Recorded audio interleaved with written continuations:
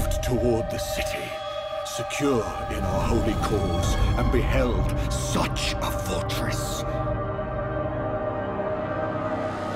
And on every hand I saw a great plain of woe and cruel torment. Bitter tombs were scattered with flame, made to glow all over, hotter than iron need be for any craft. And such dire laments issued forth, as come only from those who are truly wretched, suffering, and forever lost. If you were sent to hell and witnessed the misery of the damned, would that change how you saw your actions? Welcome to Yu-Gi-Oh! Did You Know? Today I'll be covering the Burning Abyss archetype in celebration of spring, and of the following subscribers' votes, making it the most requested archetype. As a supplement to the show, I'll be using the game Dante's Inferno, created by Visceral Games and released by EA in 2010. However you guys have come to interpret the game, it is more or less inspired by the epic poem Inferno, or the first book of the Divine Comedy written by Dante Aligiheri. With that being said, it is also worth mentioning that the archetype is inspired by the poem as well, not the game. So if you've played the game and have thought that the archetype was based on the game, you're sadly mistaken. But that's what this video is here for. Before I begin, there are two things I'd like to mention about this video. One, I'd like to warn my audience that I'll be covering the history in a slightly different way. This time around, I'll be reviewing the history of the archetype as I've read the poem Inferno by Dante Alighieri, so I won't cover too much history outside of the book. There's just way too much history to cover and just not enough time. For your convenience, I've placed links in the video's description leading you to more information on certain cards if you felt cheated of any history. The second thing I'd like to mention is because of the nature of the game Dante's Inferno, there is nudity, violence, and disturbing images, so if you're underage or faint of heart, this video might not be for you. Those of you who are still on board to learn, buckle up, it's going to be a hot and depressing ride through the rings of hell, as I cover the characters of the poem that inspired their respected card in the Burning Abyss archetype. But first, a summary of Dante's ventures leading up to his encounter of the great winged demons, the Mellabronch. At the midpoint on the journey of life, I found myself in a dark forest, for the clear path was lost. The Inferno begins with our protagonist Dante suffering from a midlife crisis as he wanders aimlessly through a dark wood. There he is confronted with three beasts, a leopard, a lion, and a wolf, all in which represent the respected sin from a layer in hell. Before Dante is harmed by any of the beasts, the Roman poet Virgil appears before Dante and explains that the angel Beatrice instructed him to guide Dante through the circles of hell. A lady called. I prayed for her to command me. Beatrice! I fear my friend has gone astray, she said. Help him, Virgil, so that he may come to me. I am Beatrice, and when I am finally before my Lord, I will praise you to him. Poet, I beg you, give me strength. With Virgil leading the way, Dante is shown through the gates of hell, on which the famous statement, "Abandon all hope, ye who enter here," is written. From there, they are ferried across the Acheron, the first river of hell by the demon Charon, and observe the naked forms of the atheists and cowards who huddle on the beach of Limbo just beyond.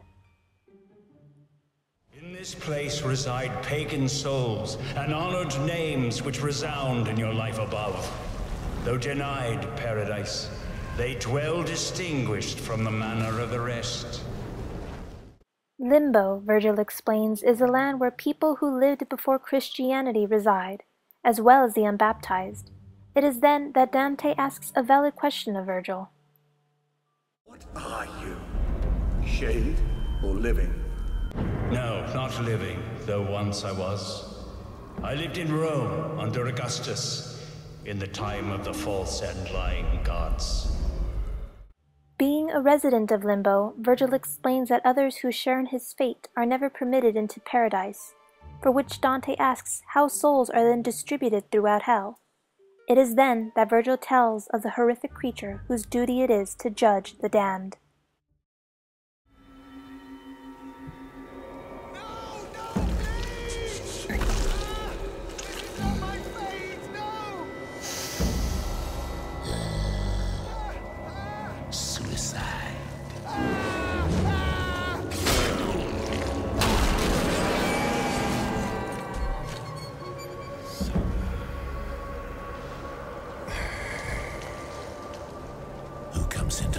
source of pain.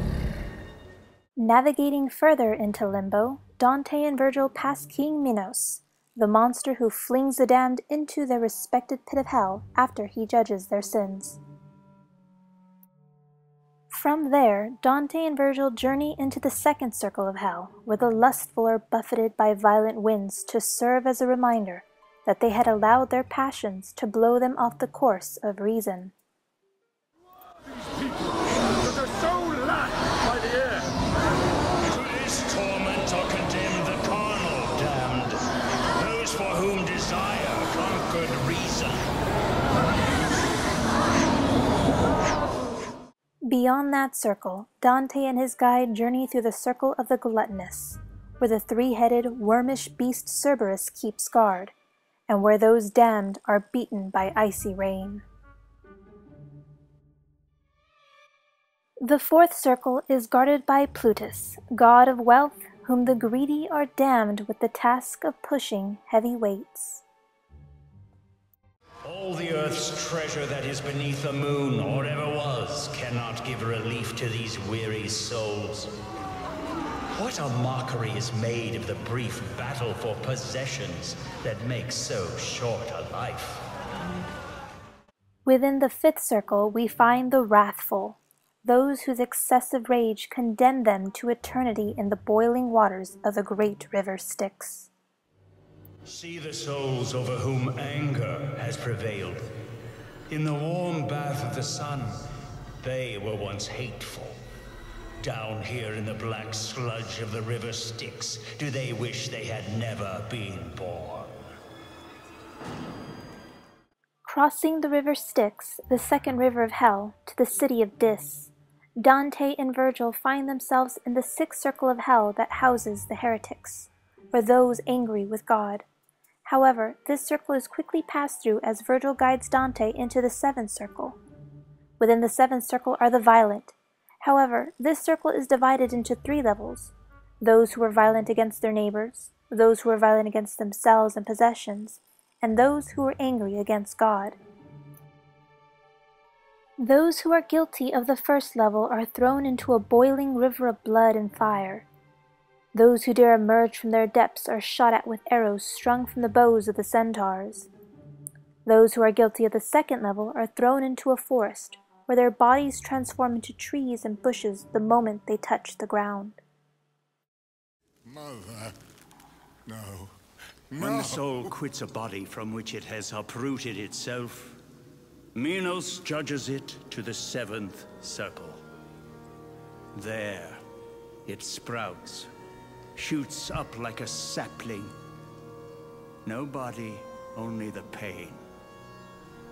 For it is unjust that any soul possess that of which it has robbed itself.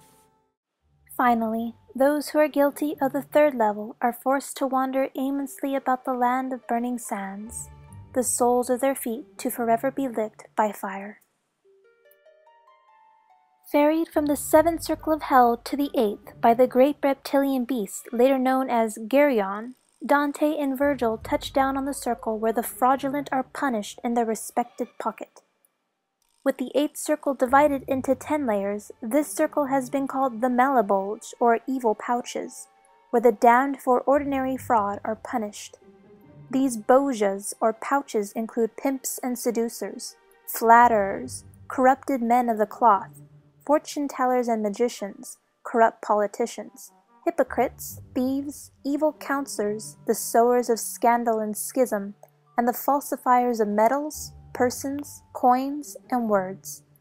Here, the damned of their respected pouch receive a special and awful punishment, on top of being tortured by the great winged demons known as the Melibranch. Behold the 10 circles of fraud and deceit. Those who have broken the very bond of love and trust, in this place shall they be forever punished. Manacoda, show our guest his eternal resting place. The moment Dante and his guide reach the fifth level of the Malabulge, because of Dante's goodness, as depicted by the spell card Good and Evil in the Burning Abyss, Dante is forced to hide for the moment as Virgil confronts the evil tail Malacolda. "O Malacolda," Virgil begins, "do you think I would come before you without the will of God and helpful fate? Let us move on, for it is the will of the heavens for me to show this wild way to another." At this statement, Malacolda makes no effort to harass or harm Dante, as he comes back into view. Scarmiglione is the first demon to speak after Malacolda.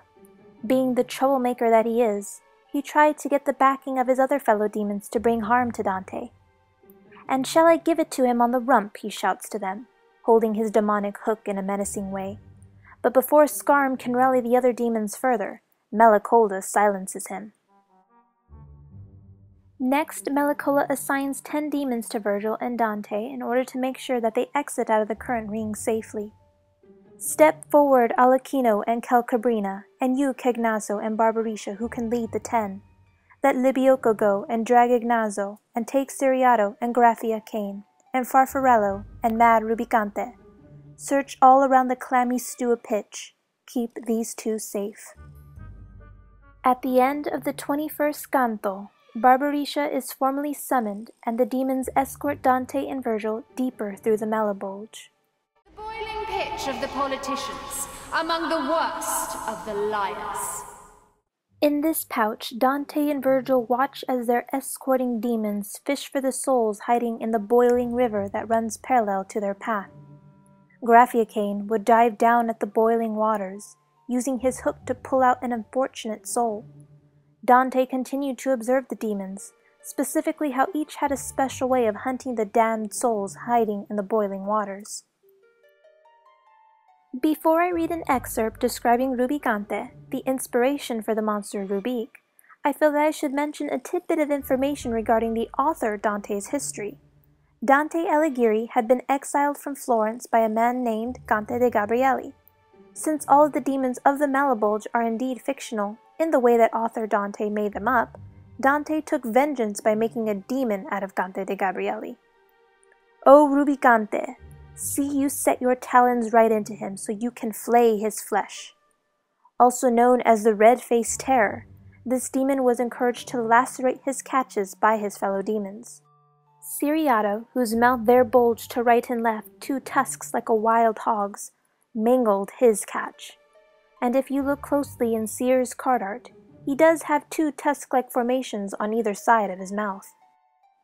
Even while disturbed by the manner in which the demons treat the damned, Dante's interest is piqued when Barbarisha forks out his soul and holds him up in the air, in which the insane Libioco grabs him by the arm and rips off a hunk of flesh. Dragiazzo moves to grab at the poor soul's leg, but the 2 are discouraged from further action by Barbarisha when Dante motions that he wishes to speak to the soul. Described as filthy bird, in which bird-like qualities are reflected in Farfa's card art, Barbarisha fends off the demon when Farfarello poises to attack Dante and the soul. "I can fetch you more to speak to," remarked the soul to Dante, "but let the Mellabronx stand aside so that my comrades need not fear their vengeance." Suspicious that the soul would try to escape, Cagnazzo lifted his snout and shook his head and said, "Just listen to that trick by which he thinks he can dive back." But Alechino, another demon of the Malabronx, was not worried that the soul would escape them. With that, he persuades the demons to leave the soul alone on the shore so that he could call more souls for Dante to converse with. But the soul had no intentions of placing his comrades in a position where they would be tortured, and so the soul quickly plunged back into the boiling river before the Malabronx could catch him. But Calcabrina, raging at the trick, flew after Alechino. Calcabrina blamed Alechino for losing the soul, so the 2 fought in midair, fluttering dangerously over the boiling river before they crashed into the murky waters.